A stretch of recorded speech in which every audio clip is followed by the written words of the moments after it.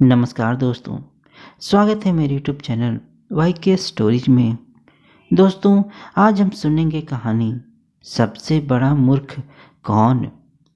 एक राजा ने अपने मंत्री को एक सोने का डंडा देकर कहा, जो भी व्यक्ति तुम्हें तुमसे ज़्यादा मूर्ख दिखाई दे उसे यह सोने का डंडा दे देना, क्योंकि यह डंडा सिर्फ मूर्ख लोगों के लिए ही बना है।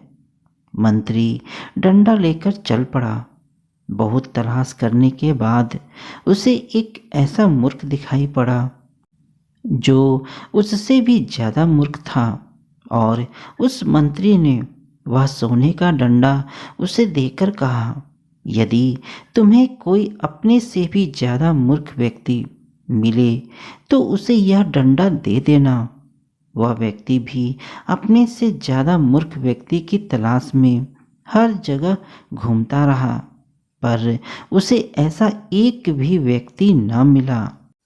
इस प्रकार कई महीनों तक भटकते हुए वह व्यक्ति उसी राज दरबार में पहुंचा जिस राजा ने अपने मंत्री को सोने का डंडा दिया था। वह व्यक्ति जैसे ही राज दरबार में पहुंचा तो वहां पर लोगों की भारी भीड़ लगी हुई थी।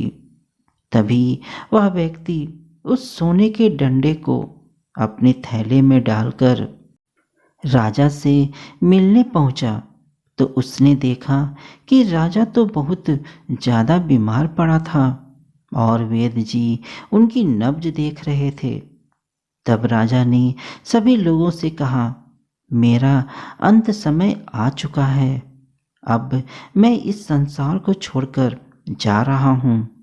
तभी उस व्यक्ति ने राजा से कुछ पूछने की आज्ञा मांगी।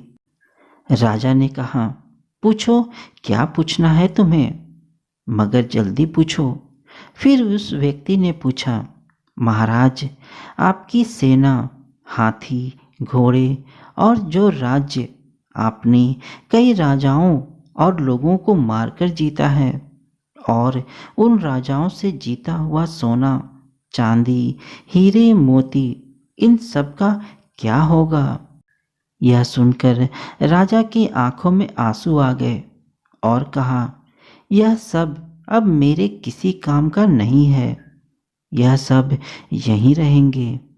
तभी उस वक्त वह व्यक्ति अपने थैले में से वह सोने का डंडा निकालकर राजा को देते हुए कहता है, महाराज, संभालिए इस सोने के डंडे को, इसके असली हकदार आप ही हैं, क्योंकि मुझसे यह कहा गया था कि यह सोने का डंडा मैं उस व्यक्ति को दूं जो मुझसे ज़्यादा मूर्ख हो।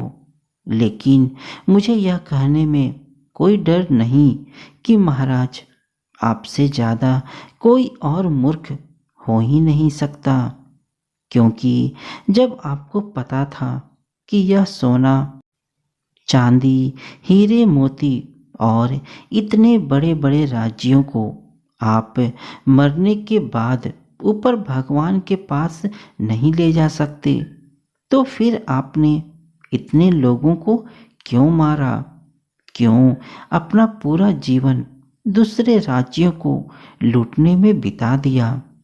क्या मिला आपको यह सब हासिल करके?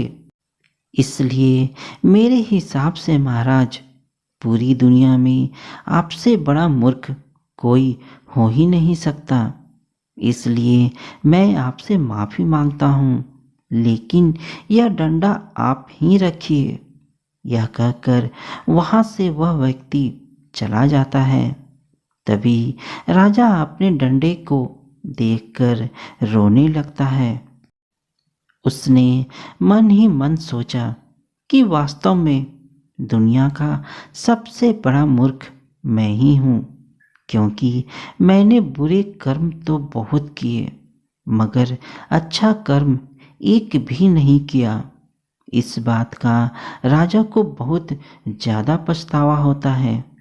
तो दोस्तों, जीवन में हर एक इंसान को हमेशा अच्छे कर्म और दूसरों की भलाई ही करनी चाहिए, क्योंकि दोस्तों, इंसान के मरने के बाद अच्छे कर्म और बुरे कर्म ही उसके साथ जाते हैं। तो दोस्तों, आपको यह कहानी कैसी लगी मुझे कमेंट में ज़रूर बताइएगा। तो दोस्तों, मिलते हैं अपनी अगली कहानी के साथ। तब तक अपना ख्याल रखना। धन्यवाद दोस्तों।